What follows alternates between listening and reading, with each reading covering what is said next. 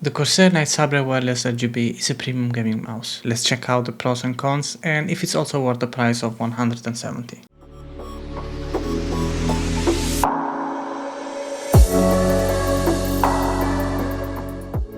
Alright, here is what you get on the box. The cable, which is 1 meter and 8 centimeters, and the mouse itself, the receiver, which is underneath here, as we can see. So you can use the receiver or the Bluetooth, and that's it. Nothing else is on the box. So let's talk about materials and design. As we can see, this is a symmetrical design. I do like the design of this mouse. As you can see, it has this kind of triangle texture here, and this can be used in case if you want to use it with both hands, right or left hands. Although I think this been designed to be used majorly with right hand persons, so if you use it with the left hand, you have these two buttons here which are for the DPI settings. You have it on this side here. I don't know if this can be comfortable enough. The material is, as we can see, is plastic, almost plastic, and here we have, if I'm not wrong, this part here is in aluminum, and here we have this kind of carbon fiber texture. I don't know if you guys can see it in this part here, and of course we have the part with the RGB and everything else, but we'll get to that in a minute. And this thing here is also a kind of transparent plastic. As for the features, this mouse can be used with palm, claw, finger tip, and the hand size is a medium hand size. My hand is more or less medium, so as you can see, this can fit my hand perfectly, but for maybe other bigger hands might be a little bit small. These have maximum optical switch of 26K from Corsair, and you can use this with two different wireless connection, wireless by slipstream receiver, which is here underneath here with this slipstream receiver, and you can use it also in Bluetooth if you want. The weight of this mouse is almost 100 grams, 98 grams if I'm not wrong, so it's not exactly light, but I have to say that thanks to these rubbers here, the mouse is moving really comfortable in almost any surface. This mouse is for FPS, MOBA and Battle Royale mouse, so you have all these buttons here. We have these two buttons that you can use.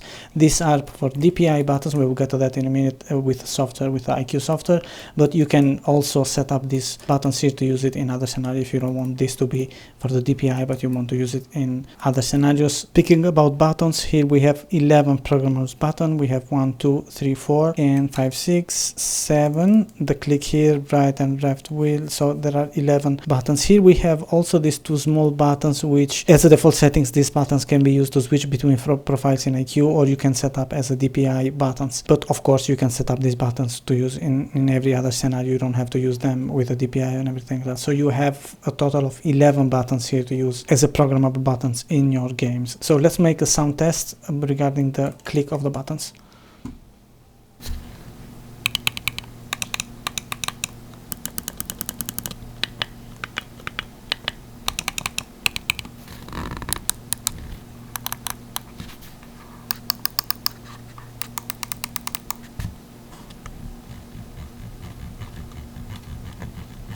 But let's stop for a moment. I want to ask you guys a huge favor. A lot of you who watch my videos are not subscribed to the channel. I would highly appreciate if you consider subscribing. It takes 1 second to click on the subscribe button, and that will help a lot the channel and allow me to bring more content like this. Thanks a lot for your support. Alright guys, here we are on the settings on IQ. The first submenu here is the key assignments. As you can see, we have all the assignments for the keys, so you can change them and you can assign to other actions by clicking on the plus button here, and then you can decide whatever action you want those buttons to have. You can even disable them if you don't want to use them, as I've done, for example, with the DPI down and DPI up, which are these two buttons here. I have disabled them because I don't want them to be pressed accidentally on game, and you don't want the DPI to change while you are gaming. So the second submenu is the hardware key assignments, which is the same as the key assignments, but this one is going to take place wherever you are closing IQ or wherever you move the mouse to another device or to another PC. Here we have the lighting effects. You can change the lighting effects of the mouse. This mouse have 7 RGB zones, so you can decide to which of those zones you can apply this RGB preset or lighting layers. As we can see, we have the logo, left palm and everything. So on the hardware lighting is the same as the hardware key assignments, so wherever you are closing IQ and you connect this device to the same PC or to other system, to other PC, you are going to have those lightning effects applied. Here we have the DPI settings, and here we have the DPI DPI settings, so you can switch between all the preset of the DPI. We have 5 stages, and the last one is the sniper stage, which have one of the lowest DPIs. Here we have also the colors that you can decide to change in each profile for indicating each settings you are changing, DPI, snipers, or if you're switching between profiles. And here we have the surface calibration. I have to say that the default surface calibration is working pretty nice. For mouse pads, if you are using this mouse in different surfaces, you might need to calibrate the mouse for working on those surfaces. If you are not okay with how the surface calibration is working, then you can just connect it with a USB cable and then calibrate it by just moving. As we can see here, you have to move the mouse right and left. Here we have the device settings. You can check the updates for the firmware. Here we have some information about the polling rate. As we can see, the USB wiring polling rate is not available because the mouse is not connected with a USB cable, but whatever is you connect it with a USB while charging, you can see here some information. The slipstream polling rate, which is a dongle, has a 2000 Hz of polling rate. Here we have on the fly DPI adjustment. So this is the thing. This enables the buttons, the 2 buttons here, to change the DPI while you are using the mouse, while you're gaming, and so on. Here we have the status and the battery. Here it's showing you which kind of connection is actually using the mouse, wireless mode or USB, and here we have the status of the battery. And here we have the brightness. You can choose to have it on 100%, or you can even leave it on off. If you move it on 0%, you are not going to have any RGB at all. Here we have the sleep mode, which I suggest you to activate and to leave it on 10 minutes just for saving some battery. And here we have the power saving mode. You want to enable this one if you don't have the chance to charge the mouse, and then you enable this one and it's going to disable the RGB, if I'm not wrong. Here we have the flag for enabling the battery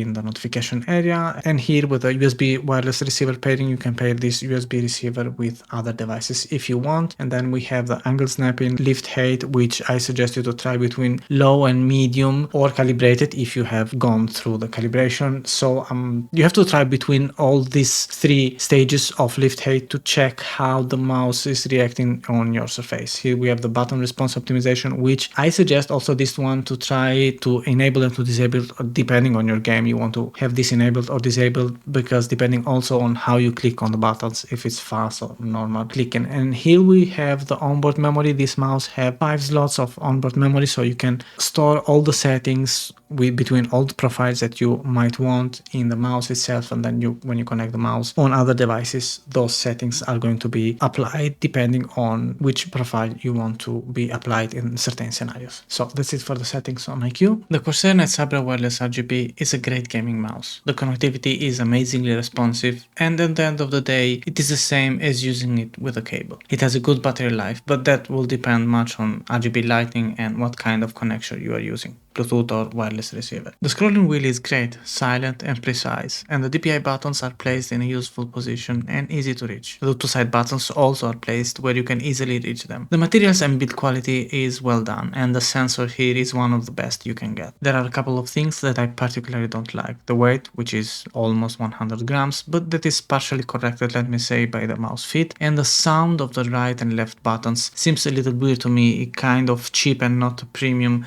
as this mouse want to be. The price is $170, and that's similar to other high-end premium gaming mouse. This is actually, in my opinion, not a cons, but it's something you have to keep in mind if you want to get this mouse. If you find this video about the Corsair Nightsabre Wireless RGB helpful, consider subscribing, hit the like button, and don't forget to enable the notifications. Thanks a lot for your support, and thanks for watching.